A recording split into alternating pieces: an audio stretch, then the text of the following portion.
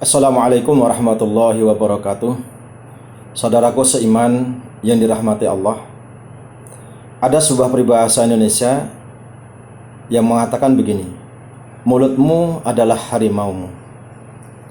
Ketika peribahasa ini kita tarik ke dalam bahasa yang serupa, maka akan bisa berbunyi begini: mulutmu adalah nerakamu.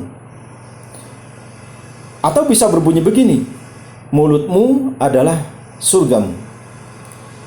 Kenapa demikian? Karena ada sebuah hadis Nabi yang mengatakan, "Man kana yu'minu billahi wal yaumil akhir falyakul khairan aw liyasmut."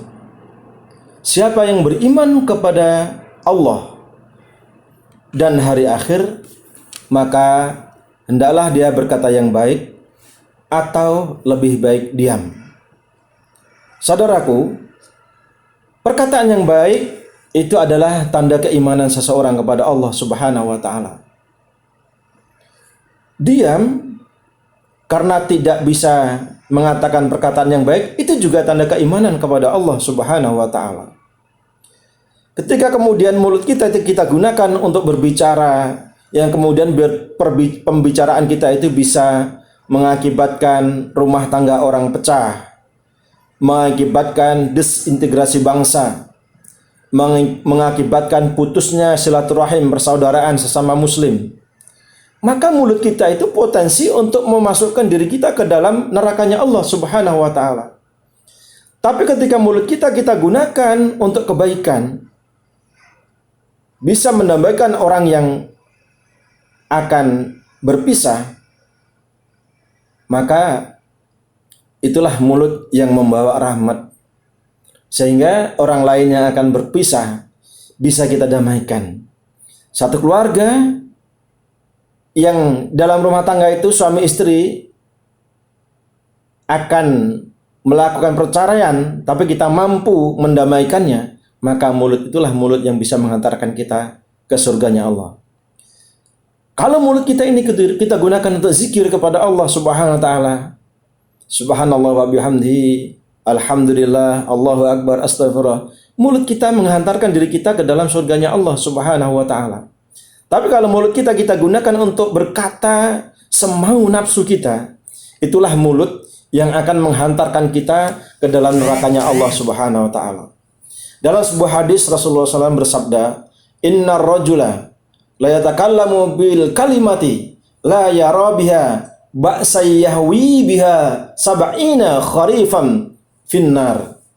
Sesungguhnya seseorang berbicara dengan suatu kalimat yang dia anggap itu tidaklah mengapa, padahal dia akan dilemparkan ke dalam neraka sejauh 70 tahun perjalanan karenanya.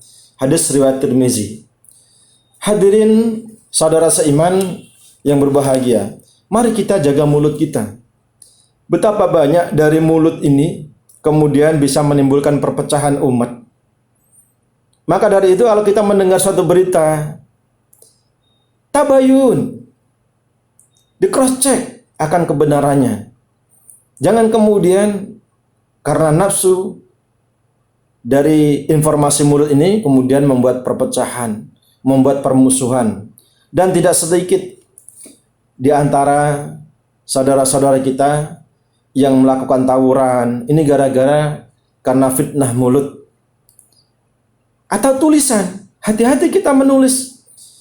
Tulisan itu adalah perwakilan dari mulut kita, perwujudan dari mulut kita. Ingat dalam surat Yasin, al-yawma nahtimu ala afwahihim wa tukallimuna aydihim wa tashhadu arjuluhum bima kanu yaksibun. Jadi tangan kita itu menjadi perwakilan mulut kita. Saat mulut kita dikunci, dan tangan kita berbicara, kaki kita menjadi saksi. Oleh karena itu, wahai saudaraku, mari kita jaga mulut kita.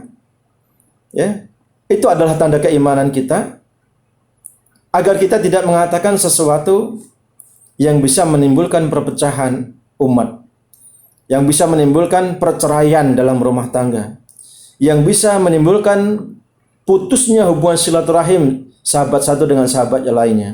Mudah-mudahan Allah merahmati kita semua. Amin ya rabbal alamin. Wassalamualaikum warahmatullahi wabarakatuh.